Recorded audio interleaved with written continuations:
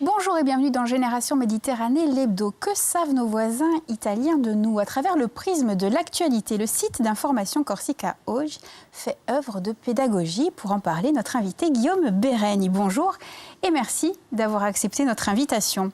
Vous avez la noble tâche de coordonner le site corsicaoggi.com. Vous en êtes bien sûr l'un des rédacteurs depuis près de 10 ans maintenant. Corsica Oggi, c'est un site d'information généraliste qui traite de l'actualité insulaire, le tout en italien. Vous nous en direz plus dans quelques instants. Mais avant cela, pouvez-vous me dire, Guillaume Bérégne, qu'y a-t-il de plus méditerranéen en vous? Alors, je dirais que c'est probablement l'esprit de liberté. Je trouve qu'on est sur un territoire qui inspire et qui nous permet, qui nous donne envie d'être libre, qui nous donne envie de faire des choses, qui fait émerger les idées. Voilà, moi j'aime bien notre Méditerranée comme ça, un petit peu désordonnée. Et c'est vrai que je suis un peu comme tout le monde. Des fois, je regarde un peu les nordistes, je me dis, mon Dieu, quelle rigueur, quel côté pratique, ils sont très forts. Et puis après, je me dis, quand même, je préfère quand même notre liberté à nous. Alors, s'ouvrir aux autres aussi, c'est s'ouvrir à l'Italie. Si aujourd'hui, cela semble presque évident pour la Corse, cela n'a pas toujours été le cas. Non, c'est pas une évidence. Alors ça, c'est vrai que le rapport, finalement, vous voyez que les médias qui parlent de la Corse pour le public italien, je pense pas qu'il y en ait beaucoup. Je crois que nous sommes un petit peu les premiers et seuls à faire cela. Et donc voilà, c'est un... Et comment vous êtes venu à l'Italie? Alors moi, à titre personnel, je suis venu très tard, comme un petit peu n'importe qui, hein, par le tourisme. Et il y avait cette idée que nous avons un petit peu tous Corses, que oui, nous savons à peu près ce qu'est l'Italie, nous savons plus ou moins ce que nous avons en commun. Et puis il y a le jour où nous y allons, il y a le jour où nous rendons compte de ce qu'est l'Italie, de ce que nous sommes nous à côté, et où dans certains cas, comme le mien, se crée quelque chose. Voilà, se crée quelque chose, le besoin d'aller plus loin dans la découverte du pays. Alors, pour aller plus loin, après le lancement de Corsica Oggi, vous avez décidé de rejoindre l'aventure. Vous nous racontez, vous revenez sur la naissance du site? Voilà, le site est lancé en 2015, un 2 avril. Alors, il était prêt le 1er avril, il n'a pas été lancé le 1er avril pour vraiment qu'on ne pense pas que c'était une blague. Voilà, je vais faire rapidement l'historique. Il est l'œuvre de la coopération entre un Corse et un Italien, entre Giorgio Cantoni, qui est à Milan, qui est toujours à la tête du projet Corsica Oggi, et le professeur Paul Colombani, qui nous a quittés l'année dernière. Bon, j'en profite pour rendre hommage à la mémoire, et qui était quelqu'un de professeur d'italien très impliqué dans la question du développement des rapports possibles entre la Corse et l'Italie. Il a été vraiment un artisan de cela. Et donc voilà, leur rencontre et leur discussion ont permis de déboucher sur la création de Corsica Oggi en 2015. Et c'est aussi un exercice de style par la langue. Ah oui, ça c'est encore, il y a une particularité. Donc évidemment on parle en italien, essentiellement en italien. Alors pour moi, ça a été quelque chose d'assez étrange, parce que moi je n'ai pas étudié l'italien à l'école. C'est venu avec la passion pour le pays, est venue la passion pour la langue. Bon, bien aidé par la maîtrise du corse malgré tout. Oui. Voilà, et donc j'ai fait mon entrée dans ce projet-là avec un niveau d'italien moyen à l'époque. Voilà.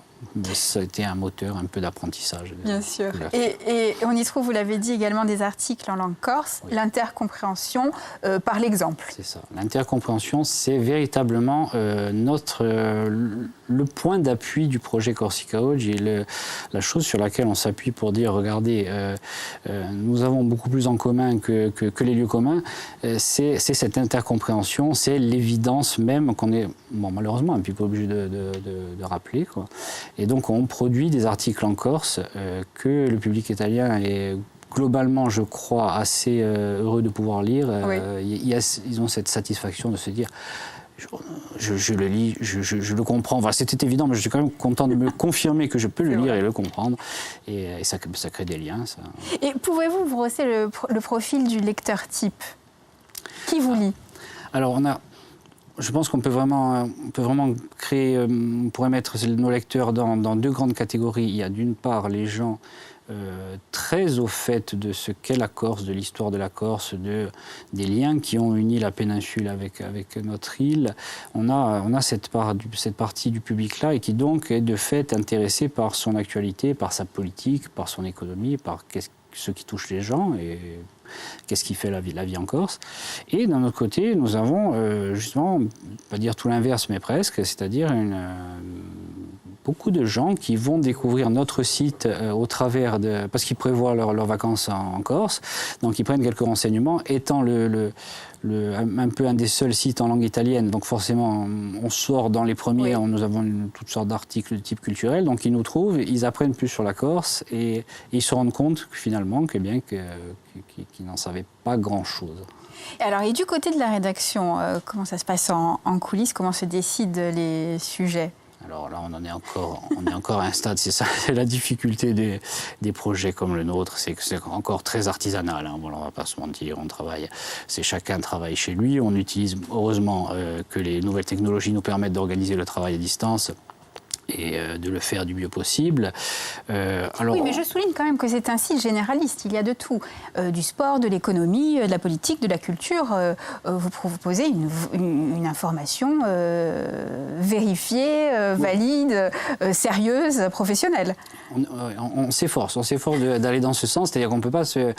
Moi, je ne nous considère pas, et moi le premier, comme journaliste, parce que nous ne sommes pas journalistes, nous ne faisons pas du journalisme, pour le moment nous divulguons de l'information, nous essayons d'être des messagers d'une information que d'autres, par leur travail, nous permettent de savoir. Et donc c'est pour ça qu'on est très rigoureux sur le respect des sources, sur le fait de citer lorsque l'on a une information. Eh bien, quand c'est quelqu'un qui l'écrit, on le cite, on essaye de faire les choses proprement.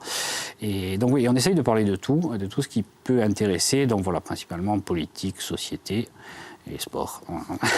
Quel moment fort retenez-vous de cette quasi-décennie ?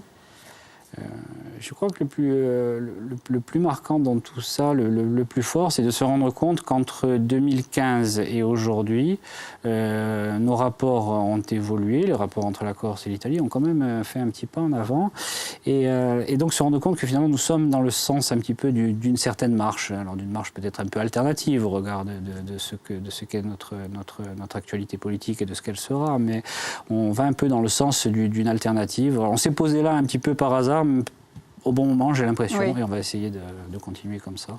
Et puis, Guillaume Béreigne, il arrive que les actualités entre Corse et Italie se répondent, et c'est notre Zoom de la semaine.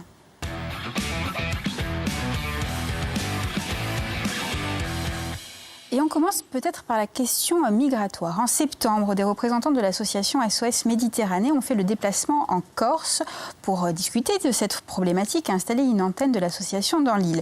Une initiative qui a suscité une vive opposition de la part de certaines mouvances d'extrême droite avec un slogan « La Corse ne sera jamais Lampedusa ». Alors, l'outrance mise à part, aujourd'hui, vous le constatez, Giorgia Meloni, présidente d'extrême droite du Conseil des ministres italien, qui a été snobée par la France à ses débuts, qu'on a regardé avec beaucoup de méfiance, apparaît comme un exemple à suivre, notamment en matière d'immigration illégale. Elle inspire les pays de l'Union européenne tout en s'attirant les foudres de l'Union européenne en tant qu'entité. On est là dans la schizophrénie des institutions, mais quand même. Tout à fait. C'est là encore où le regard que nous pouvons porter vers l'Italie finalement nous ramène à notre propre condition et notre propre situation. Oui, effectivement, Giorgia Meloni, elle a été même moquée par le président Macron en premier lieu. Et oui, maintenant c'est un petit peu l'exemple. Et pour autant, je pense que justement, l'actualité italienne, l'Italie est un pays qui a été finalement en première ligne sur la question migratoire, mais dont on sait que cette question-là a porté l'extrême droite au pouvoir, on sait que c'en est une des raisons, et on a tendance, nous, depuis la France, à regarder ça sous ce spectre, en disant, bon, immigration égale arrivée de l'extrême droite. Et pourtant, on pourrait regarder ça de façon un petit peu plus profonde en remarquant que l'Italie, avec toute la pression qu'elle a subie, elle a été quand même assez lâchée par l'ensemble de l'Europe, a réussi, et c'est quelque part un petit peu un exploit avant Meloni, justement, c'était de gérer malgré tout les flux migratoires, de le gérer seul. Oui. Et ça devrait nous éclairer sur ce qu'est la gestion des flux migratoires et peut-être nous faire quand même un petit pas, prendre un petit peu de recul sur ce qu'a été la venue possible des SOS Méditerranée en Corse, où nous sommes, où la question de la gestion des flux migratoires ne se pose pas, où je pense que, après ça je le dis en tant que personne, et pas tant en tant que représentant de Corsica Rouge, mais n'a pas à faire peur. Je pense que nous n'avons pas à avoir peur, nous avons à regarder l'exemple italien, je pense, mais plutôt dans ce qu'il a eu de bon, c'est-à-dire qu'il n'a pas eu, on n'a pas connu les dérives qu'il y a pu y avoir en Grèce, par exemple, pour au contraire trouver un pays qui, malgré la pression, est parvenu à gérer ça bien du mieux qu'il pouvait, et je pense que c'est ce que nous devons regarder. L'autre sujet commun à la Corse et à l'Italie, c'est l'autonomie. L'Italie compte 5 régions autonomes, mais cet été, les parlementaires italiens ont voté ce qu'on appelle l'autonomie différenciée portée par la Ligue, anciennement Ligue du Nord. L'idée est bien sûr d'accroître les compétences et prérogatives des régions avec un transfert de fiscalité.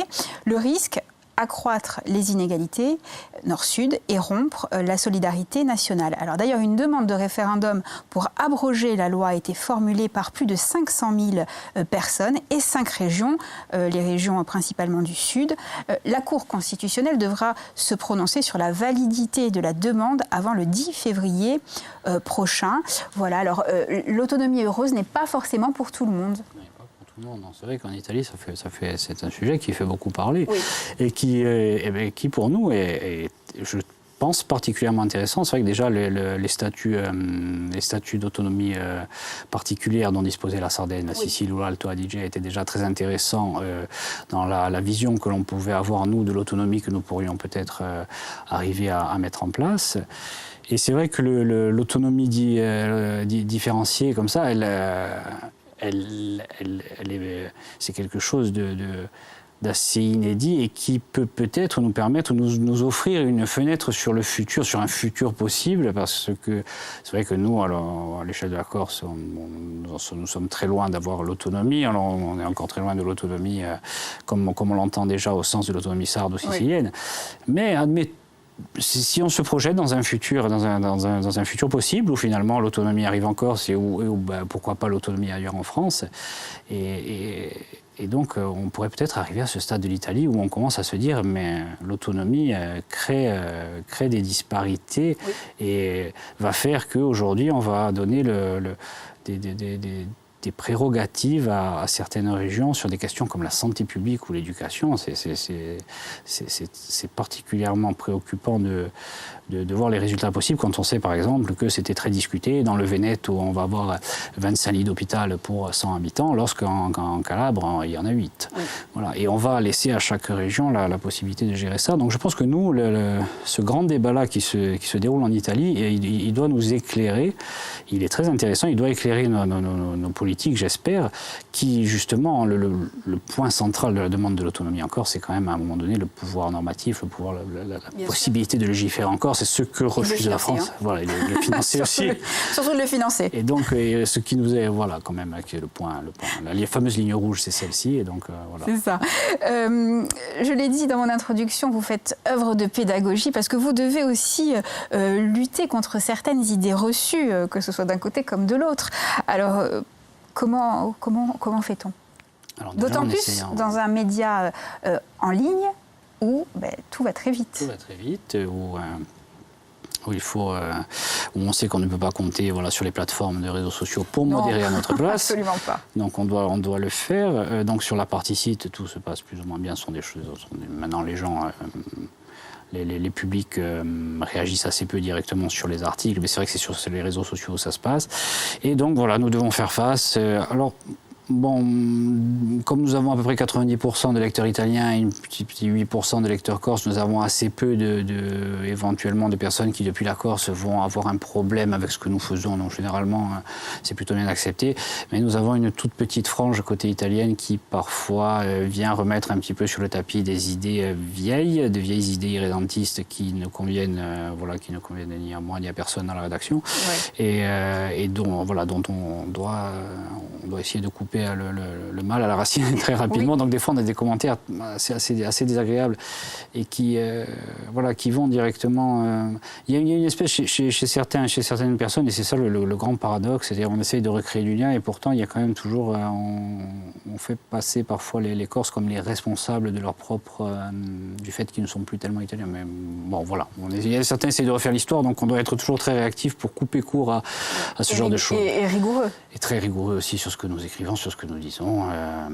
Il y a eu des grands cas comme particulièrement l'affaire de la mort d'Ivan Colonna et tout ce qui a suivi, où là il y a eu un travail qui a été très, très difficile, qui a demandé beaucoup de rigueur pour ne pas tomber pour traiter l'information de la façon la plus objective possible sans tomber dans...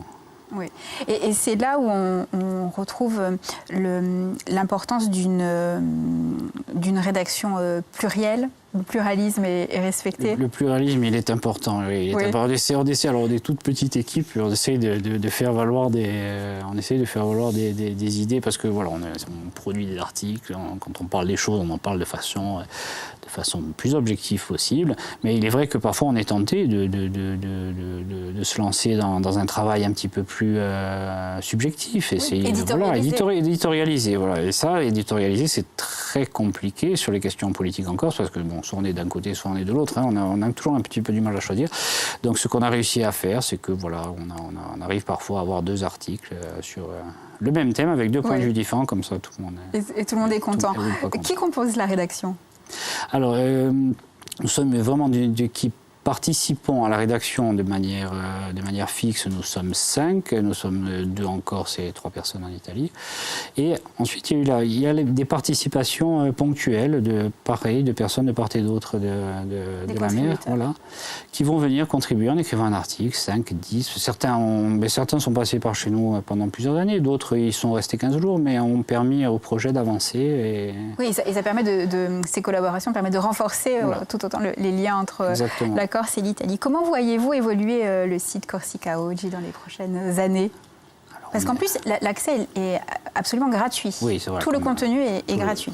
Le contenu est entièrement gratuit. On a simplement lancé un mode de participation qui permet aux personnes qui nous soutiennent de naviguer sur le site sans publicité pour quelque chose d'un petit peu plus agréable et plus propre. Mais malgré tout, voilà, l'ensemble du contenu est ouvert à tout le monde. Donc la grande question, c'est comment finance-t-on de façon durable un site comme celui-ci. On sait que ce sont des modèles économiques très difficiles à tenir. La publicité ne permet plus. Donc voilà. Donc si je devais espérer quelque chose pour Corsica Oggi, ce serait arriver à développer un modèle économique suffisamment solide pour permettre à ce site qui est aujourd'hui encore un travail, on va dire, alors je sais pas, semi-amateur, semi-professionnel, on le met comme on veut, peut-être devenir quelque chose de pro, quoi, voilà. Devenir un vrai média professionnel, tôt ou tard. Il n'y a aucune raison que ça ne se fasse pas. Allez, c'est l'heure de la bande originale.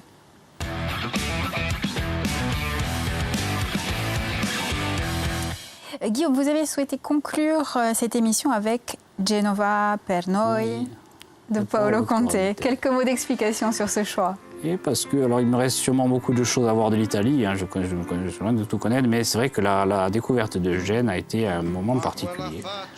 Beaucoup de gens disent que c'est une ville quelconque. Moi, je l'ai trouvée formidable. La ressemblance avec Bastia, la ressemblance évidente avec Bastia, la verticalité de la ville, les gens, l'ambiance, voilà. Gênes a quelque chose de spécial. Pourquoi c'est le choix de cette chanson. Parfait. Merci pour ce choix. Guillaume Verheigne, merci. Merci infiniment. De m'avoir accompagné durant cette émission. Donc, je rappelle l'adresse du site internet corsicaoggi.com pour tout savoir sur la Corse en italien. Peut-être qu'un jour on saura tout sur l'Italie en Corse ou en français. On y réfléchit. Pourquoi pas. Merci à vous de nous avoir suivis. On se retrouve la semaine prochaine, même endroit, même heure, toujours sur France 3 Corse via Stella ou en replay sur la plateforme France.tv. Salut, merci.